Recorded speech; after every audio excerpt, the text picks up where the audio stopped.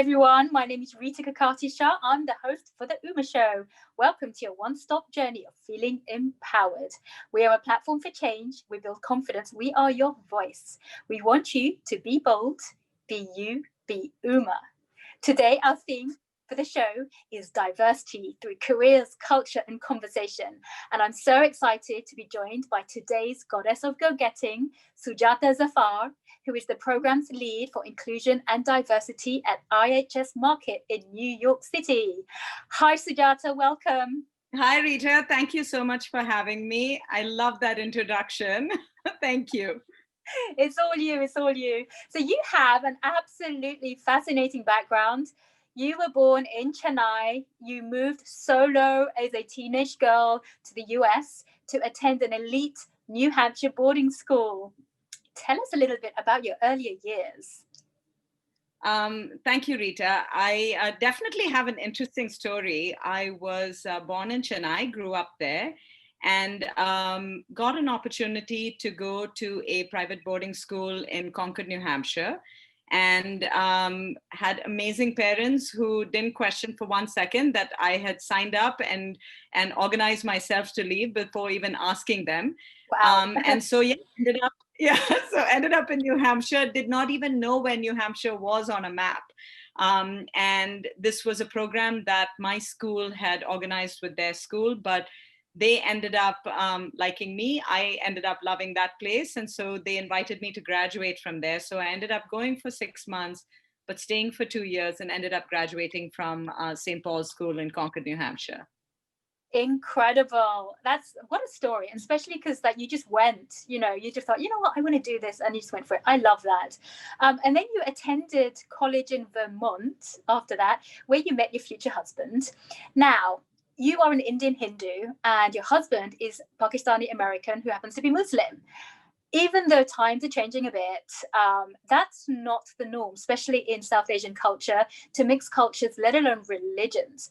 How did you manage to swing that one? Just barely managed to swing that. I think one of the most sort of transformative experiences I had was growing up with parents who were incredibly, as you can tell from my, the fact that I showed up to boarding school at 15 as an South Indian girl, is that I had parents who had really sort of brought us up with the idea of being open to new experiences, being open to new people. And I was very lucky because when I came to Middlebury and to Vermont, I didn't really look at the Pakistanis I was meeting or, for instance, any of the other cultures that I was meeting as really different from me. There was a confidence that I knew exactly who I was. I came from a very solid background. And so when I came into this space, at quite a young age, I knew who I was, and I could really sort of fill that space with who I was. So it made me very open to other people. Having said that, marrying a Pakistani and marrying a Muslim, whether it was not okay then, it may be even more so not, at this point in the way both our countries have moved forward. It's not easy. It was definitely challenging. I think as young people, you don't realize a lot of the logistical issues would come with, marrying somebody from a different country. And some of the more sort of larger issues that come with marrying someone from a different religion. But, I'm very lucky because I married somebody who looks at the world very much in the same view that I take my worldview as. And it's something that I feel has really helped me grow as a human being. It has helped change my perspective on people, on cultures, on religion. And we have a funny saying in our family: everything in moderation, and even religion is in moderation in our family. So it works for us. Again, it's not something that works for everybody, but it works for us. And it has only enriched every part of all our lives. The wedding was insane. We had a wedding in Chennai, we had a wedding in Karachi, we had a wedding in New York.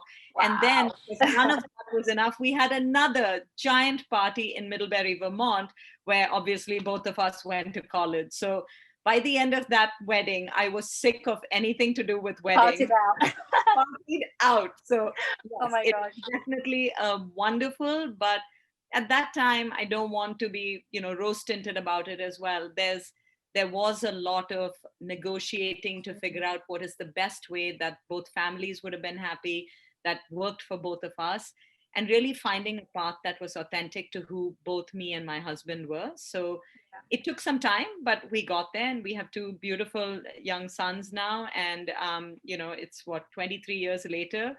So at this point, it's a boring old story. No, what a story. I love that. And it actually touches so many people's hearts. People are increasingly having sort of cross-cultural, cross-religious marriages. And this is what the world's about. We are talking about diversity and inclusion, and this is it. You're living it. So yes. I love that. So after you got married, you began an illustrious career in advertising at BBDO. So life was set for you, and then you moved to London for your husband's job, where you'd spend the next 9 years of your life. I mean, societies often dictate to us, especially when it comes to moving, it's often the women, the wives that end up moving for the husband's jobs and following their footsteps. How was it for you, and how did you feel in particular about leaving a career and having to just shift overnight almost? I would say there were difficult periods throughout my sort of career in life because, understand the background. I've come literally ambitious beyond belief at that age, not even understanding what ambition was, just having a driving need to do certain things and feeling like I could accomplish anything.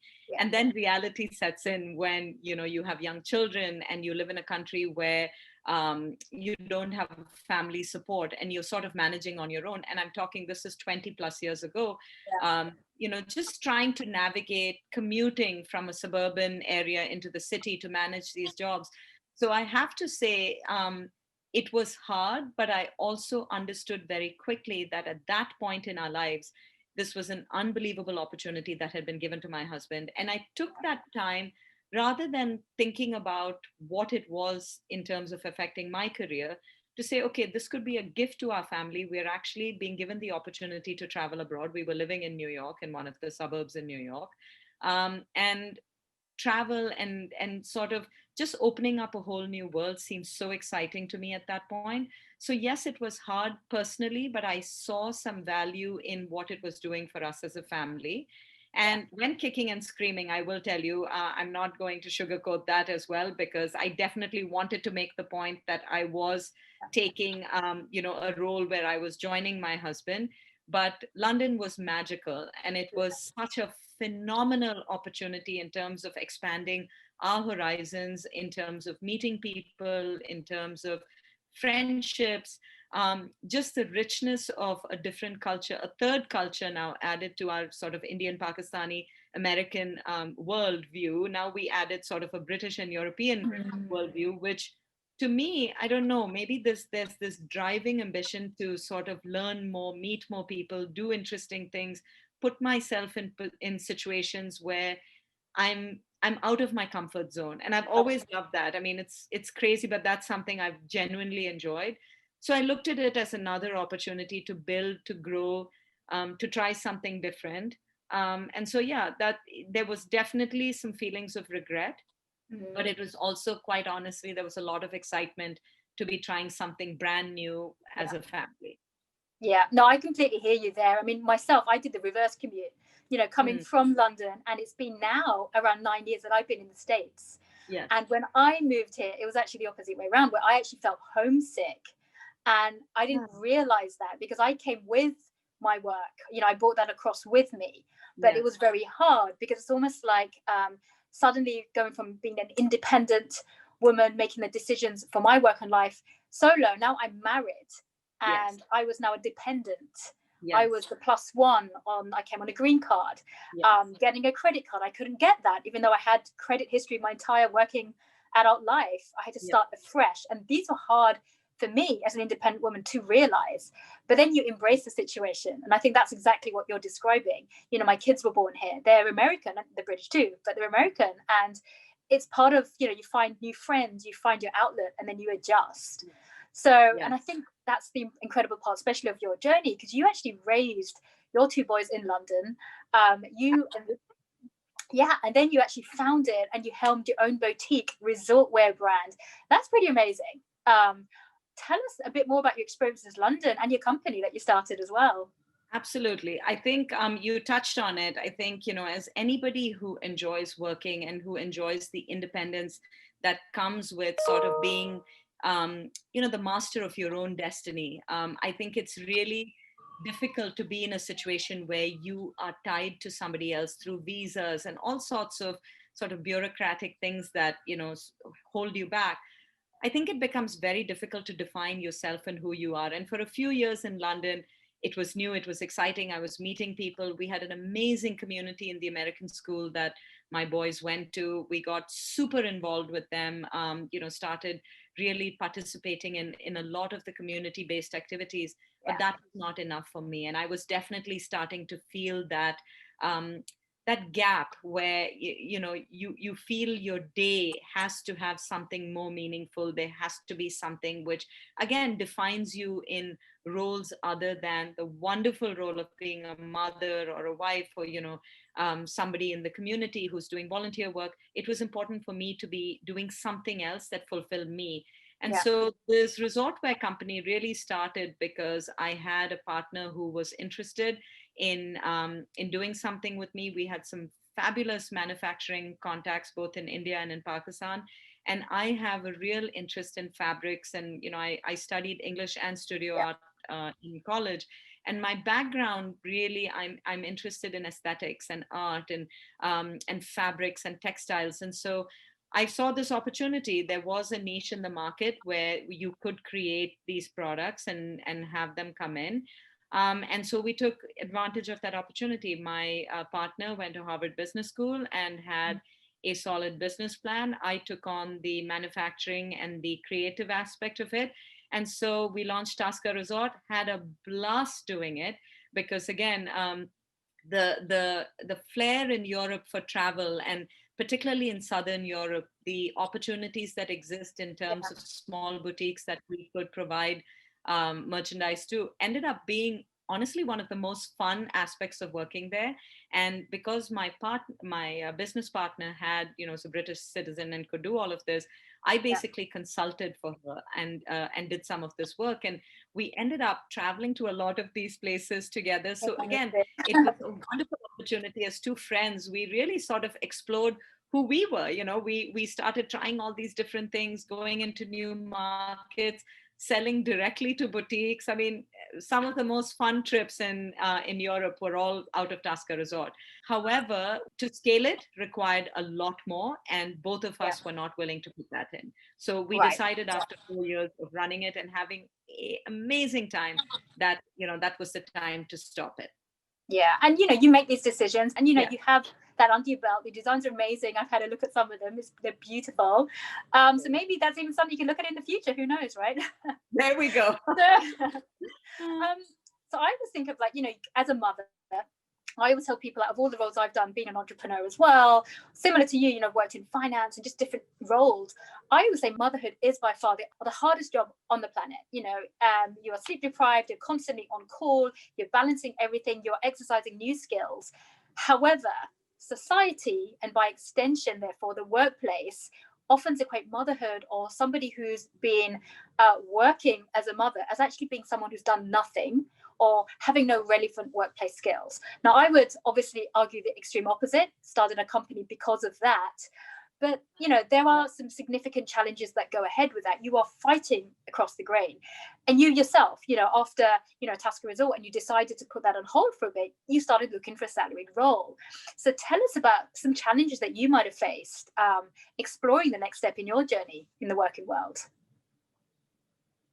Rita, that was so hard that, I really, one of the reasons I'm so grateful, and, I think one of the reasons immediately that I connected with you as well, is that I think mothers who have taken a break, or anybody, any woman who's decided to take a break for whatever reason, to be a caregiver in any capacity, or to, take sort of a backseat and be a trailing spouse or a partner, suddenly when you can't quantify and measure that the work that's done, the skills that are being acquired in a very specific way that works with corporate America, in my example, it becomes so hard to get back in. And I had lived in London for 9 years, And even though I had started Tasker, even though I had run massive fundraising campaigns for my college, Middlebury College in Vermont, I had done a ton of volunteer work running our PTA in the American school.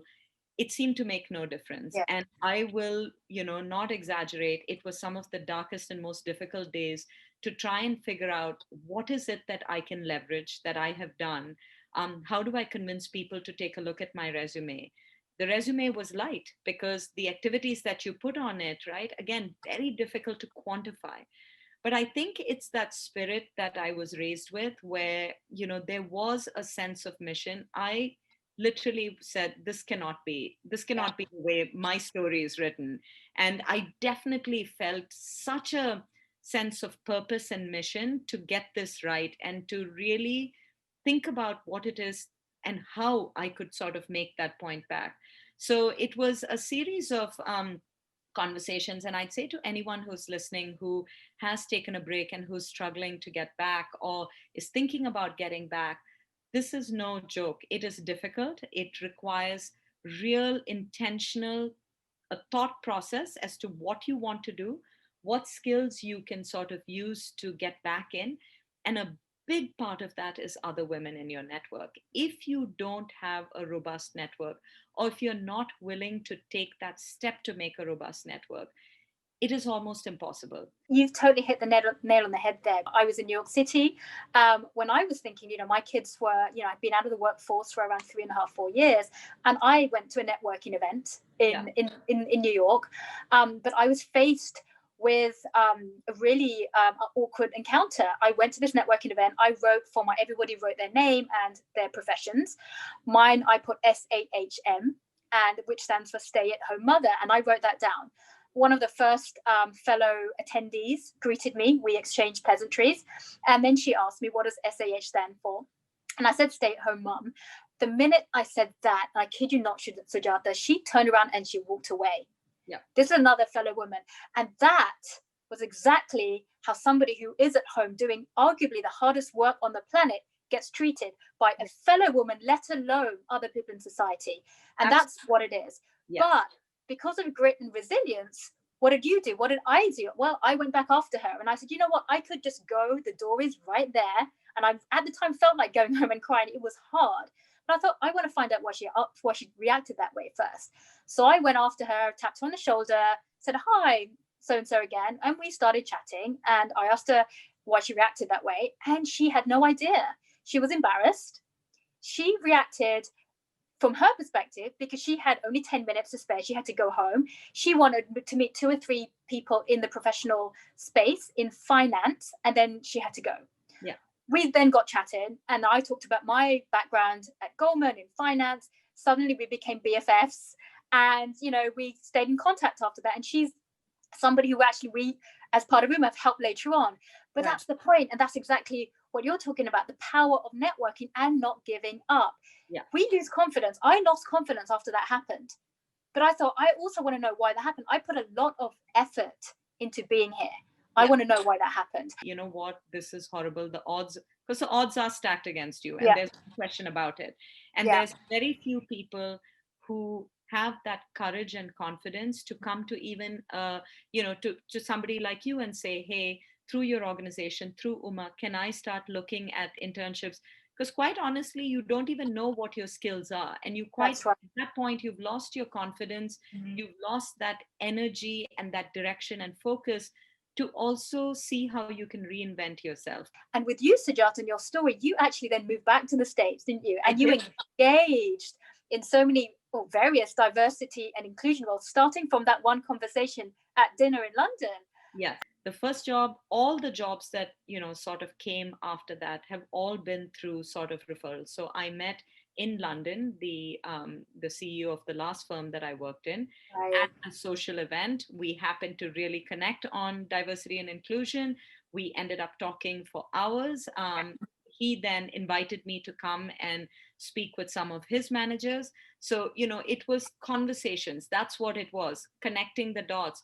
You're interested in this, speak to this person. That person connected me to somebody else. And it seemed to be sort of this network that was being generated from from really from my unwillingness to give Yeah. up. And really, in a way, that's how our paths first crossed. Yeah. And I've got to say, this is one thing I had to share with everyone, that one of the stories that I fondly remember is how you said to me, "Want to be friends," because that is so you, and it depicts that's who you are. You just go out there, you are really friendly, but that is networking. That is a way of networking and sort of gelling who you are. So you're a natural connector, and it's really through networking that you've ultimately built your path going forward. So let's build more on that. Tell us a bit more about your networking and how it sort of, swiveled your path there onwards. So you're back in the States now, you're in the whole diversity and inclusion space. Yeah. Then what happens? So what happens? I mean, I think first I want to just touch briefly on this idea of networking, Rita, because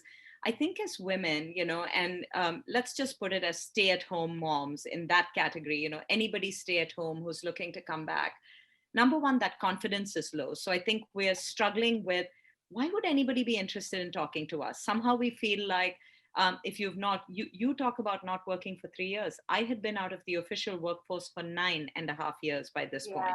um, I also felt like, I had nothing to give anybody professionally. I had only to take. And, networking is an interesting concept because I have a wonderful friend, mentor, if you want to put it, who used to always say, this is not a dirty word. This is not, we associate it somehow with being calculating and, what can we get from people and things like that. There's, oh, she's such a networker.